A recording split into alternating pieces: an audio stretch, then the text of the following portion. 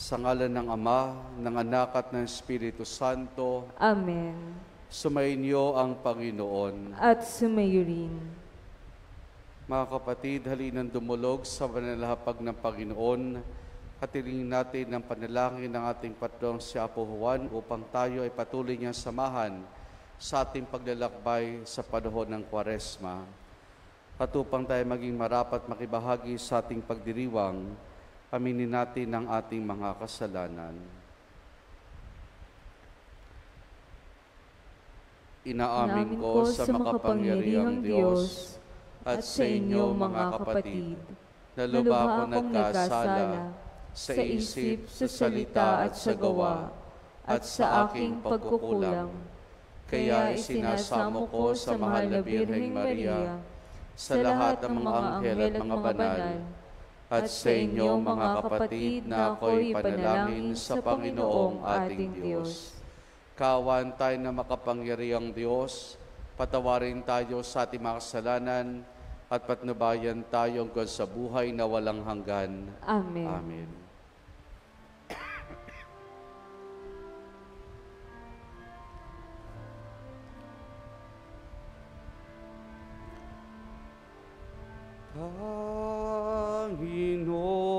Panginoon, kaawaan mo kami.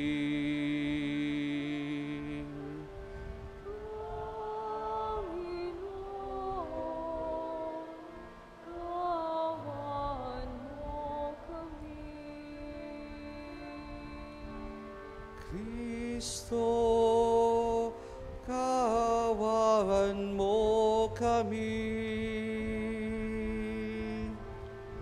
Kristo, kaawaan mo kami. Panginoon, kaawaan mo kami.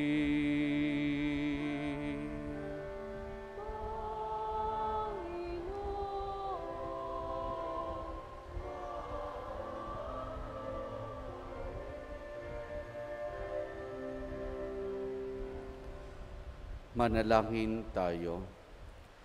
Ama naming makapangyarihan, ang sinimulan naming kusang pagpapakasakit ay subaybayan mo ng iyong pagmamalasakit upang ang pinagtitiisan ng aming katawan ay maisaloob namin at maganap na may katapatan sa pamamagitan ni Jesus kasama ng Espiritu Santo magpa sa walang hanggan. Amen.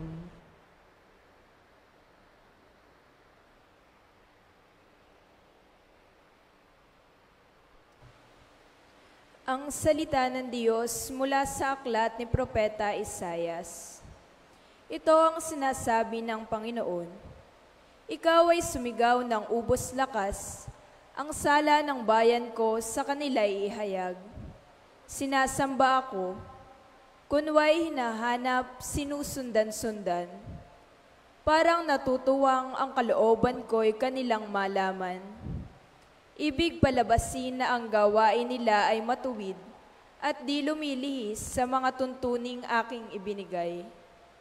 Wari natutuwang sa akin sumamba at ang hinihingi hatol na matuwid. Ang tanong ng mga tao, bakit ang pag-aayuno natin di pansin ng Panginoon? Nagugutom lang tayo ngunit walang kabuluhan. Ang sagot ng Panginoon, pansariling kapakanan pa rin ang pangunang layunin sa pag-aayuno. Habang ang nag-aayuno'y patuloy na inaapi ang may hirap. Ang pag-aayuno ninyo'y humahantong lamang sa alitan, hanggang kayo-kayo'y nag-aaway-away. Kung ang pag-aayunong ginagawa ninyo ay gayon din lamang, ang inyong pagtawag ay tiyak na hindi ko pakikinggan. Sa inyong pag-aayuno, pinahihirapan ninyo ang inyong sarili. Yumuyo ko kayong parang damong hinihipan ng hangin. Nagdaramit kayo ng sako at nahihiga sa abo. Pag-aayuno na ba iyan? Akala ba ninyo'y nasisiyahan ako riyan? Ito ang gusto kong gawin ninyo. Tigilan na ninyo ang pangaalipin. Sa halip ay pairalin ang katarungan. Ang mga api palayain ninyo at tulungan. Ang mga nagugutom ay inyong pakanin. Patuloyin sa inyong tahanan ang walang tirahan. Yaong mga tao na halos hubad na ay inyong paramtan. Ang inyong pagtulong sa mga kasama ay huwag tatalikdan.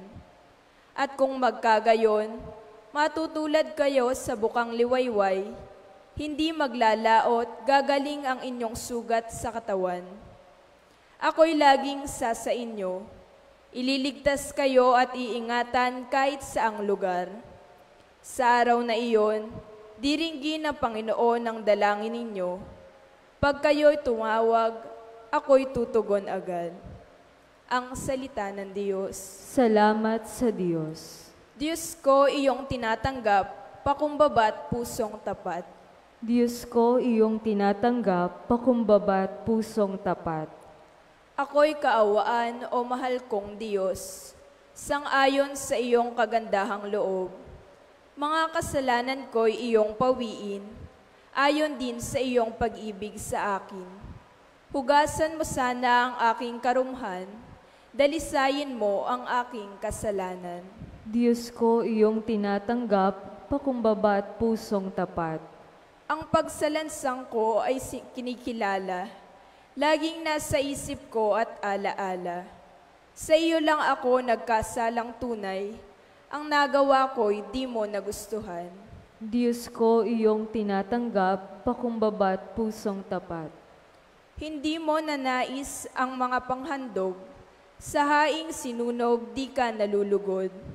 Ang handog ko, O Diyos, na karapat-dapat, ay ang pakumbaba't pusong mapagtapat. Diyos ko, iyong tinatanggap, pakumbaba't pusong tapat.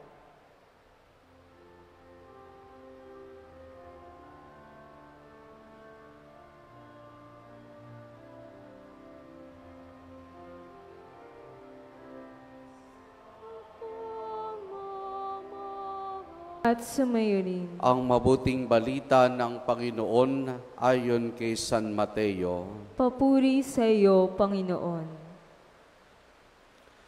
Noong panahong iyon, lumapit kay Jesus ang mga alagad ni Juan Bautista at ang wika, "Malimit kaming mag-ayuno, gayon din ang mga Pariseo.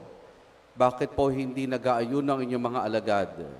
Sumagot siya, "Maaari bang magdalamhati ang mga panauhin sa kasalan habang kasama nilang lalaking kinasal? Kapag wala na siya, saka pa lamang sila mag-aayuno." Ang mabuting balita ng Panginoon. Pinupuri ka namin, Panginoong Hesukristo. Magandang umaga po sa ating lahat. Magandang umaga rin po naman. Araw ng Biyernes, araw ng pag-abstinensya at minsan pag-ayuno. Kaya pag Fridays of Lent, hindi rin tayo kumakain ng karne. Kaya hulaan ko, mamaya o ngayong araw, ang ihahain niyo yung munggo. Tama ho ba?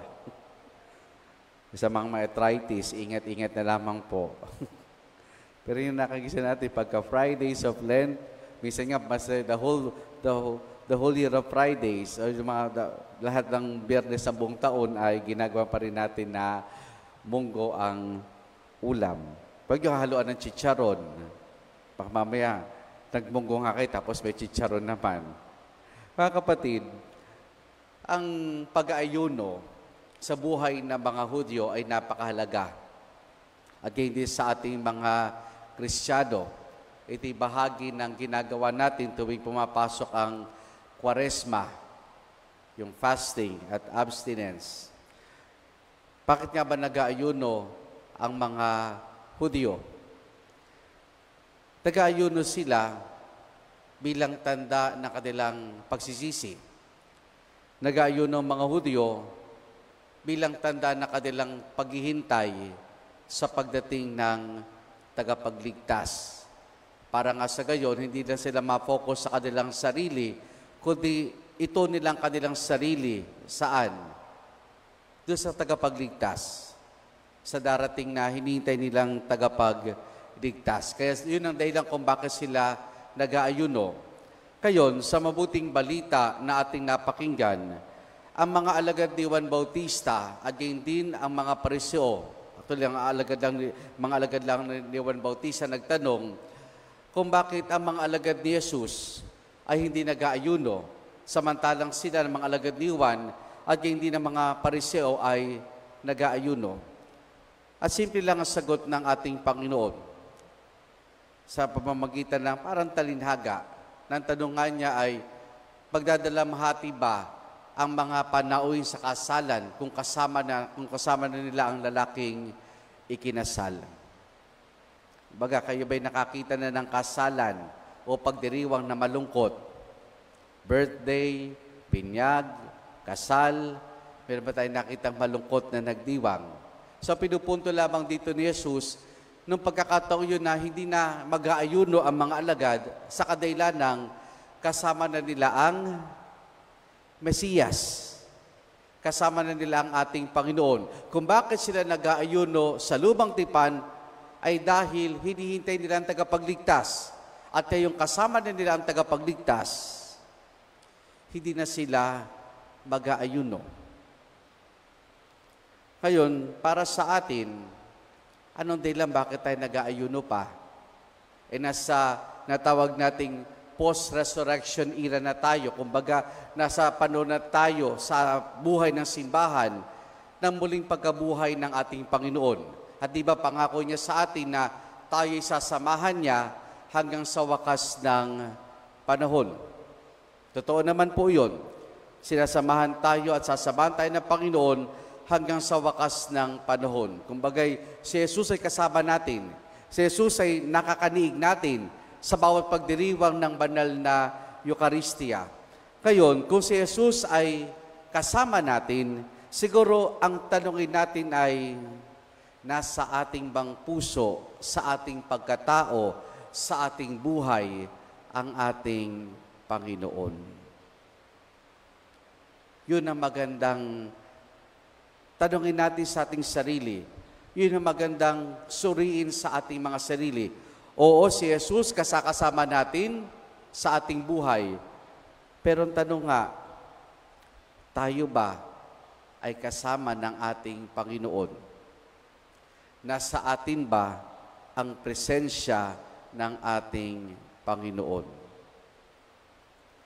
Kasi nga, bilang tao, marami tayong mga alalahanin sa buhay. Marami tayong mga plano. Marami tayong mga gawain. Pagka dumating na yung ganyang bahagi ng ating buhay, baka minsan tayo na lamang at wala ang Panginoon.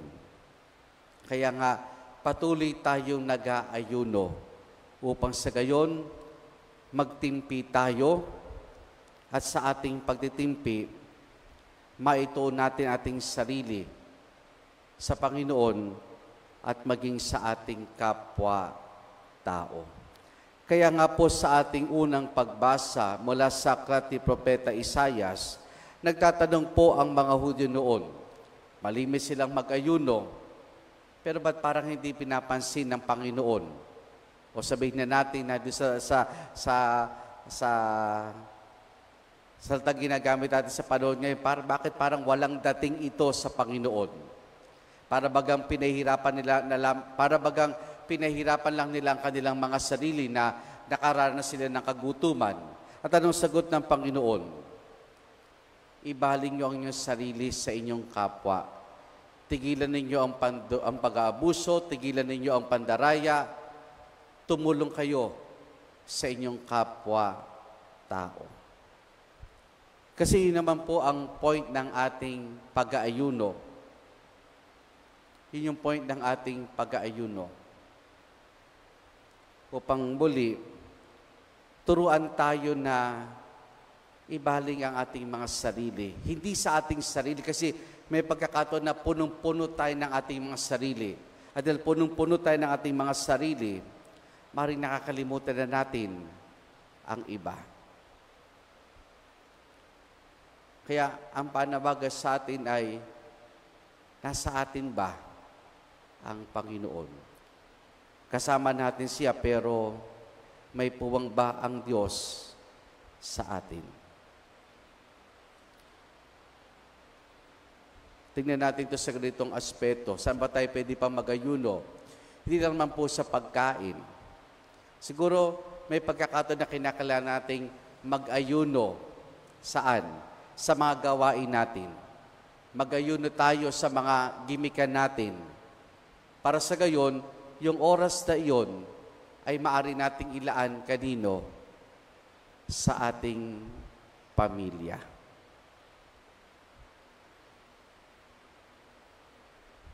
Yun isang magandang halimbawa ng pag-aayuno.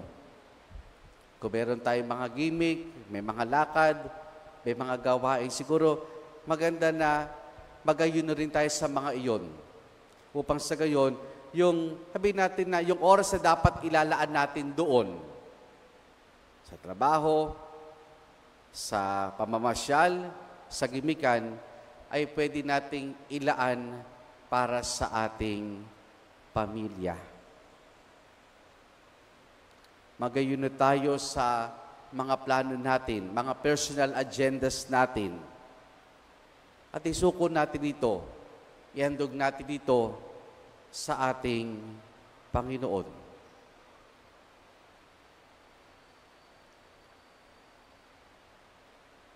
Kumbaga, tingnan natin ating mga buhay, saan ba tayo dapat mag-ayuno? Saan ba tayo dapat mag-ayuno?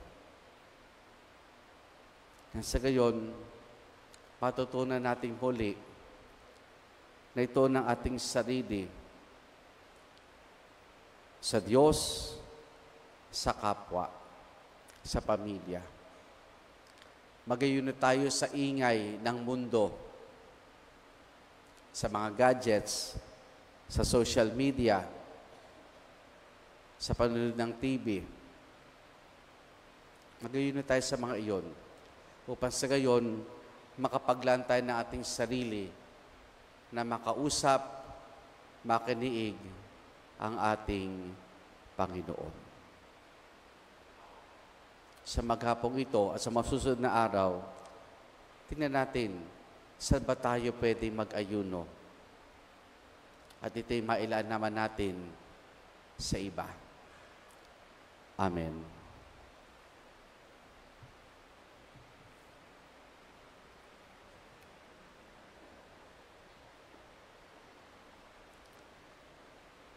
Sa pamamagitan ng pag-aayuno, binibigyan natin ng Diyos ng puwang sa ating buhay. Hilingin natin sa Panginoon na palakasin tayo sa ating pagpapakasakit upang matatag nating maito ng ating mga isip at puso sa Kanya. Ating itutugon, Panginoon, nasa iyong aming tunay na kagalakan. Panginoon, nasa iyo ang aming tunay na kagalakan. Bilang mga alagad ni Kristo, tayo naway makasunod sa mga utos ng ating Ama sa langit. Manalangin tayo sa Panginoon. Panginoon, nasa iyo ang aming tunay na kagalakan. Ang bayan ng Diyos, naway magtiyaga sa kanilang mga pagsasakripisyo ngayong Kwaresma. Manalangin tayo sa Panginoon. Panginoon, nasa iyo ang aming tunay na kagalakan. Ang ating mga pagtitimpi at pagpipigil sa sarili, alang-alang sa Panginoon, naway matumbasan ng kaligayahan sa piling niya. Manalangin tayo sa Panginoon. Panginoon, nasa iyo ang aming tunay na kagalakan. Ang mga may sakit, nasa bingit ng kamatayan at namimighati sa buhay, naway mapuspos ng biyaya ng Diyos. Manalangin tayo sa Panginoon. Panginoon, nasa iyo ang aming tunay na kagalakan.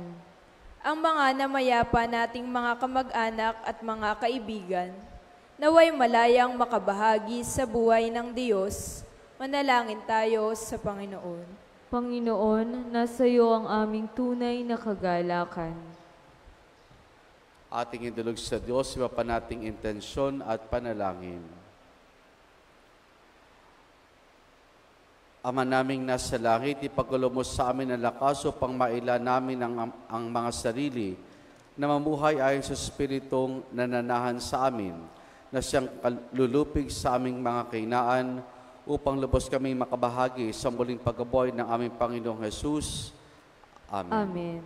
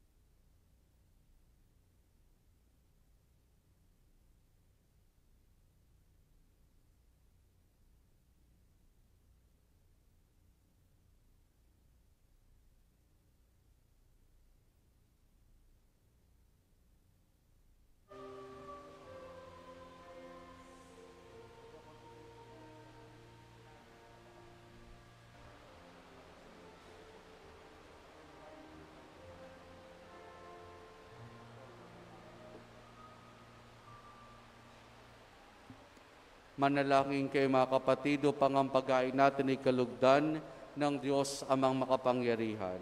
Tanggapin nawa ng Panginoon itong paghahain sa iyong mga kamay sa kapurihan niya at karangalan sa ating kapakinabangan at sa buong sambayanan niyang banal. Ama naming lumikha, iniaalay namin ang aming ginaganap sa 40 araw na paghahanda bilang aming hain, na nagpapaging dapat ay yung kalugdan ng aming kalooban at nagdudulot ng kakayanan sa pagtitimpi namin sa pamamagitan ni Jesus kasama ng Espiritu Santo magpasawalang hanggan. Amen.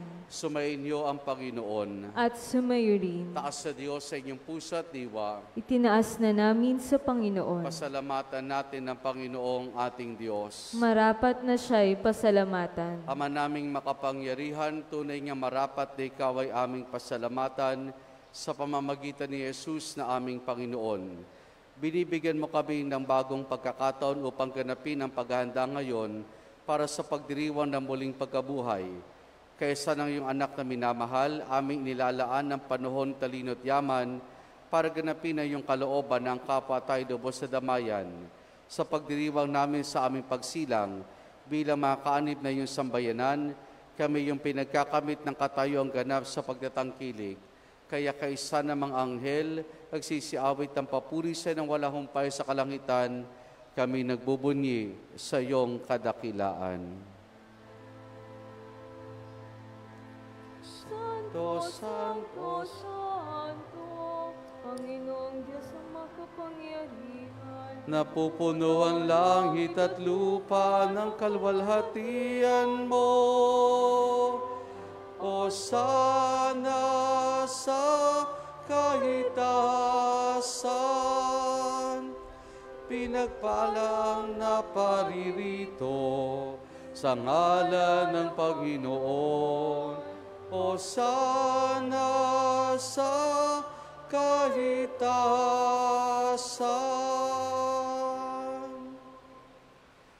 Ama naming banal, ikaw ang bukal ng tanang kabanalan. Kaya sa pamamagitan ng iyong Espiritu, gawin mong banal ang mga kaloob na ito upang para sa amin maging katawan at dugo ng aming Panginoong Hesukristo. Bago niya pinagtiis ang kusang loob na maging handog, hinawakan niya ang tinapay, pinasalamatan kaniya, pinaghati-hati na yon.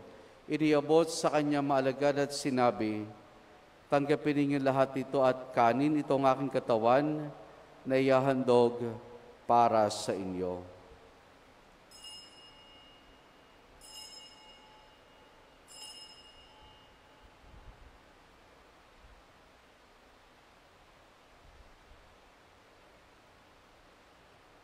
Kaya hindi naman na matapos ang hapunan, hilawakan niya ang kalis. Muli kanyang pinasalamatan. Iniabot niyang kalis sa kanya malagad at sinabi, tanggapin ninyo lahat ito at inumin itong kalis ng aking dugo, ng bago't wala hanggang tipan. Ang aking dugo na ibubuhos para sa inyo at para sa lahat sa kapagpapatawad ng mga kasalanan. Gawin ninyo ito sa pag-alaala sa akin.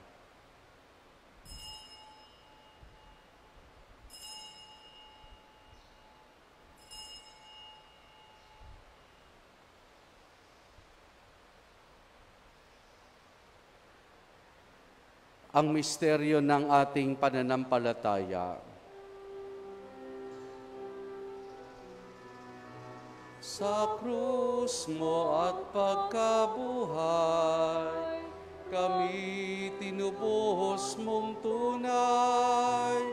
Poong Jesus, naming mahal, tiligtas mo kaming tanan. Poong Jesus, naming mahal, ngayon at magpakailanman. Ama, ginagawa namin ngayon ang pag-alaala sa pagkamatay at muling pagkabuhay ng iyong anak, kaya tinialay namin sa iyo ang tinapay na nagbibigay buhay at ang kalis na kakaloob ng kaligtasan. Kami nagpapasalamat dahil kami minarapat at tumayo sa harap mo para maglingkod sa iyo. Isinasamo namin kami magsasalo-salo sa katawan at dugo ni Kristo ay mabuklod sa pagkakaisa sa pamamagitan ng Espiritu Santo. Ama, lingapin mo ang simbahan laganap sa buong daigdig. Puspusin mo kami sa pag-ibig kay San Francisco naming Papa at ideri sa aming obispo at ng Tanang Kaparian. Alalahanin mo rin mga kapatid naming nahimlay na may pag-asang sila'y muling mabubuhay, gayon din ang lahat ng mga pumanaw at mga kaluluwa sa purgatorio. Kaawan mo sila at patuloyin sa iyong kaliwanagan. Kaawaan mo at pagindapati kaming lahat na makasalo sa iyong buhay na walang bakas. Kaisa ng mahal na Birheng Maria na Ina ng Diyos, ang kanyang kabiyak ng puso si San Jose, kaisa ng mga apostol, ni San Juan Bautista at ang lahat ng mga banal, hanamoy dito sa digdig ng kalugod-lugod sa iyo, may pagdiwanawa namin ang pagpupuri sa karangal mo sa pamamagitan ng iyong anak na aming Panginoong Heso Kristo. Sa pamamagitan ni Kristo, kasama niya at sa Kanya, ang lahat ng parangal papuri sa iyo, Diyos amang makapangyarihan, kasama ng Espiritu Santo, magpa sa walang hanggan. Amen. Amen. Amen. Amen. Sa tagubiling manakagagaling na utos sa turo ni Jesus na Panginoon natin at Diyos, ipahayag po natin ng lakas loob.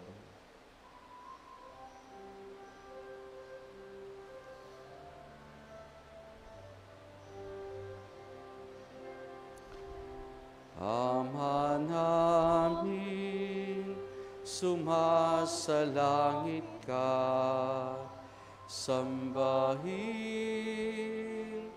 ang ngalan mo, mapasa amin ang kaharian mo, sundin ang loob mo dito sa lupa para nang sa langit. Bigyan mo kami ngayon ng aming kakanin sa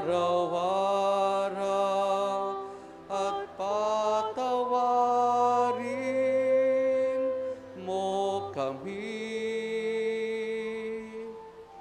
sa aming magasala para ng pagpapatawad namin sa nagkakasala sa amin, at huwag mo kaming ipahintulot sa tukso, at iadya mo kami sa lahat ng masama.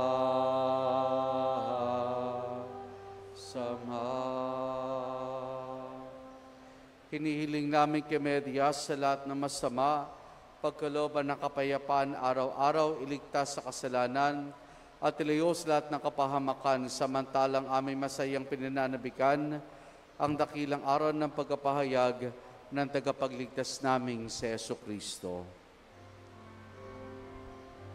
Sapagkat iyo ang kaharian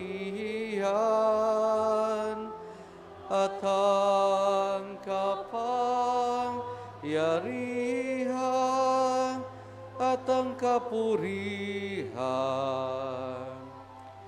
magpakailanman. Amen. Panginoong Jesucristo, sinabi mo sa mga apostol, kapayapaan ang iniwan ko sa inyong aking kapayapaan ibinibigay ko sa inyo.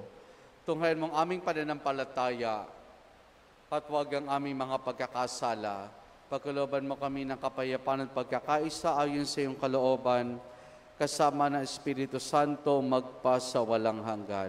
Amen. Ang kapayapaan ng Panginoon ay lagi nawang sumainyo. At sumayo rin. Mga kapatid, maghangad at magbahagi po tayo ng kapayapaan ni Jesus sa isa't isa.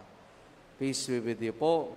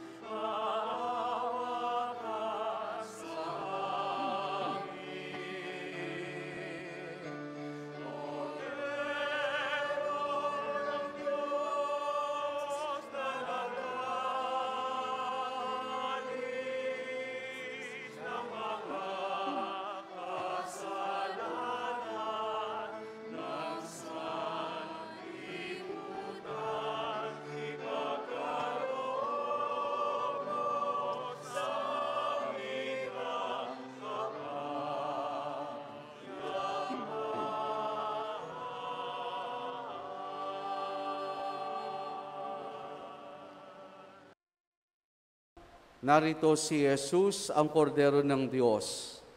Siya nagali sa mga kasalanan ng sanlibutan. Mapalad ang mga inaaniya niya makiisa sa kanyang sa kanyang banal na piging. Panginoon, hindi ako karapat-dapat na magpatuloy sa iyo, ngunit sa isang salita mo lamang ay gagaling na ako.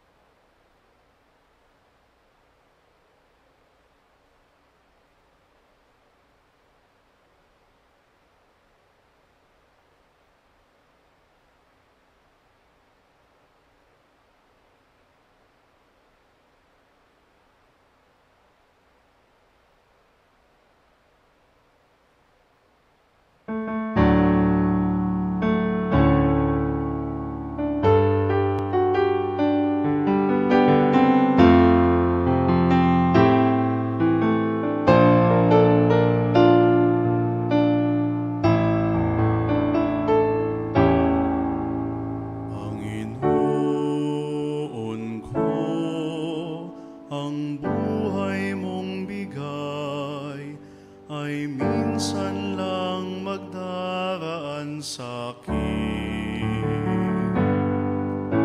Kaya bilang isang pag-aalay, ang buhay ko'y ihahandog sa'yo. Katulad ko'y marami ang tinawag mo upang umayo't maglingkod. Ama naming mapagmahal, ang pakikinabang namin sa pagdiriwang na ito ay magdulot nawa ng kapatawaran sa aming mga kasalanan upang kami maging marapat sa iyong mapagpagaling na kabutihan sa pamamagitan ni Jesus kasama ng Espiritu Santo magpa sa walang hanggan. Amen. Sumainyo ang Panginoon At sumayo rin. at pagpalaing tayong lahat ng mabuti't mapagmahal na Diyos Ama, Anak at Espiritu Santo. Amen. Naialay na natin ang pagdiriwan ng banal na misa. Humayo tayo at patuloy na ibaling ating mga sarili sa Diyos at sa ating kapwa. Salamat sa Diyos.